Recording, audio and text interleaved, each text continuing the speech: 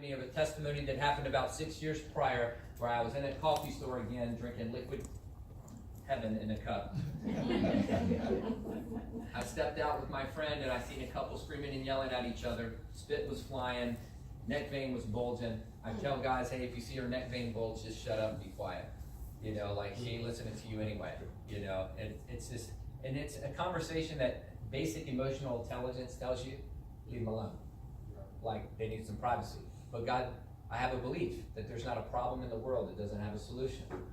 And I might not know what the solution is, but my best friend does. It's the Holy Spirit. Yes, God. He knows what the solution is. I just got to put myself in a position that where he can show up. So I knocked on the window, and the long story of it, as he rolled down the window angry, the Lord gives me a word and tells me to ask him about his daughter and to tell him that it's important to her life. I do that. He starts weeping and crying. As he's weeping and crying, he came and talked back to me. I said, what's going on? He said, today we were going to commit couple suicide. Jesus. And we were arguing about what we were going to do with our daughter after we were gone.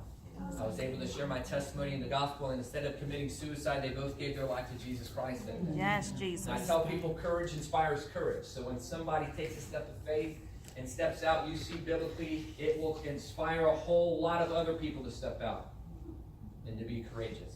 Part of this stadium thing right now that I'm doing happened because I went to Prague, because my friend Ben Fitzgerald started a ministry called Awakening Europe, and it all started because he was in Germany and he was looking at a stadium that Hitler used to raise up the Nazis in Nuremberg. And when you looked at the stadium, you heard the Lord say, I want you to raise up an army of Christians out of that stadium and redeem that land. I want you to gather people in that stadium for my glory.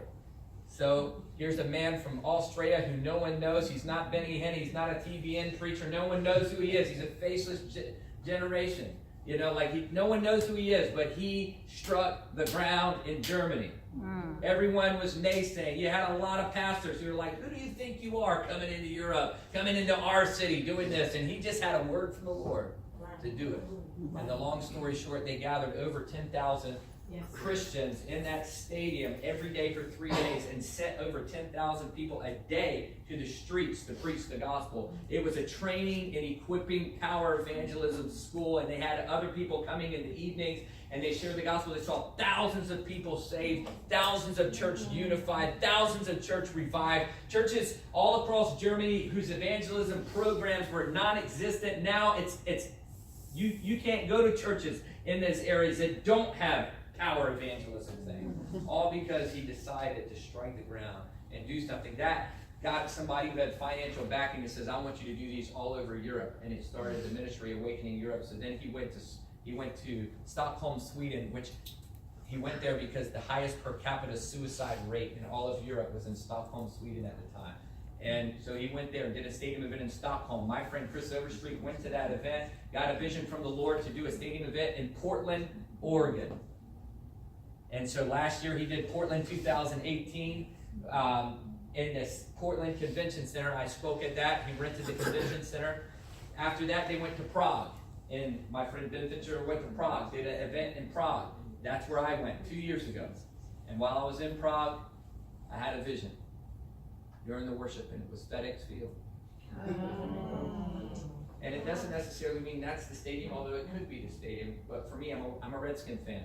I'm always have been. And so for me, I instantly know FedEx Field means Washington, D.C. And God spoke to me, Washington, D.C. Then I saw Madison Square Gardens. And the Lord says, I want you to begin to strike the ground in these places. That was 2 years ago. I pushed it off into the future. Because I said, I need more development. I need, I don't have a team. I don't have I'm not an administrative person. All the excuses that seem like they're wisdom, but in reality, they're fear. And recently, about 2 months ago, the Lord spoke to me and said, Richie, I told you, I want you to do something in D.C. I gave him all the excuses. He said, you let me be in charge of your development. Yes, be obedient to me. Then he said, you're trying to make yourself strong, but I don't need you strong, I need you weak. Yes, Father. Thank you, God. See, because if you think you're strong, then you'll take the glory.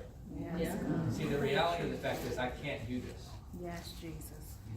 I don't even have all the pieces. People ask you for a vision. I don't have all the pieces.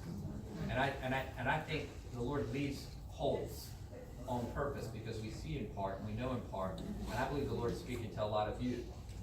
And as we come together and we begin to share it together, as we rally together to do this thing together, God will bring the whole vision together. And we'll begin to run with it together. But we're going to need a whole lot of things. Some of you know that more than I do, to be able to do this. But you also got to understand that sometimes I realize that oftentimes God will ask somebody from outside of the realm of the city to inspire people, because without even knowing it, we come under the culture of where we live and we don't even recognize it. So as I've been sharing this vision with different individuals over the last few days, it's like everyone has the different excuses. People won't come all the way out there. You don't know the DC area. It's like, you tell them to come 30 minutes. They're like, oh, that's way too far. I ain't coming out there. They start telling you about the different culture of the area. But just because that's the culture of the area don't mean it's going to be this time. If we strike the ground, if we begin to pray, if we begin to break through in the heavenly realms, we don't have to come under the culture of the area, the political spirit, whatever those kind of things. We don't have to come under that thing. We can actually break through that thing and think prayer. And so there's a cost to putting our light under a basket of fear. So back up. I'm going to finish the story about Washington State University. God told me there's a cost to putting your light under the basket of fear. People's lives are at stake. My friend Tom, in that car, he sees that happen. He turns around. He looks for the first moving target in the parking lot. And he shares the gospel with the guy, taps him on the shoulder. The guy is like, what do you want? My friend Tom says, you'll never believe what just happened in that car over there. Shares with him what happened in the car where those two people get saved and don't commit suicide. That guy starts weeping and crying. He said, I was on my way to commit suicide today. My friend Tom shares his testimony with that guy, and that guy gets saved. 3 people in one parking lot. There's a spirit in that area of suicide. That same spirit was on Washington State University. So my friend Paul and I, we realized that this is now our assignment. So he says, this is what my friend Paul says, as we're passing the stadium, Beasley Arena, he says he felt his own hand go up, and he heard himself say, I wonder how much it would cost to rent that stadium. And in his mind, he's like trying to put his hand down, because he's like, I got 3 kids under 3. I don't have money. I don't have time to do any of that. I don't want to rent that stadium. But he said, I wonder how much it would cost to rent that stadium. And he felt like he heard the Lord say, rent that stadium. So he said, I'm going to be obedient, but I know I don't have the money or anything. So he calls the stadium and he asks, and he says, calls the stadium, nobody picks up, leaves a message, gets a call back from this guy who runs the stadium, and hears the guy on the phone kind of lean back on his chair. And as he's talking to him, he says, I want to rent the stadium, and this is what I want to do.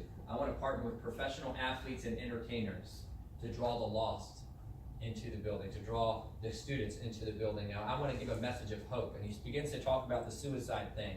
And he begins to talk about the message of hope. We want to bring the gospel of hope. We're going to talk about hope. And we're going to get professional athletes and entertainers to come. Now, he doesn't know any professional actors or entertainers or professional actors at the time.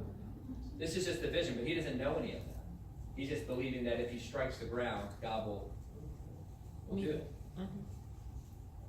Shares the vision for Hope Fest. The guy leans back in his chair. And he says, yep, we can give you the stadium for $8,000. It's a 30,000 person stadium. Now, at this point, Paul was just sharing with him so that he can say he was obedient. He thought the Lord was just testing him, but he knows he don't have the money to do that. When he said $8,000, all of a sudden Paul's like, I got paid for $8,000. Come to find out, it still costs us about $180,000. Because it's a lot of stuff that comes along with stadium events. It's beyond just the rental price, staging, and all kinds of stuff that comes along with that. But as we begin to shake the ground, as we begin to strike the ground, we began to do business conferences, we began to do everything it does to do to prepare for a stadium event for the harvest. But prior to that, God raised up people with a vision. There's one guy said, I'm going to give $120,000 a year, $10,000 a year to do Hope Fest all over America. Yes. This guy gave over $100,000 for the event. God provided for the whole thing. But we had to strike the ground. We had to begin to share.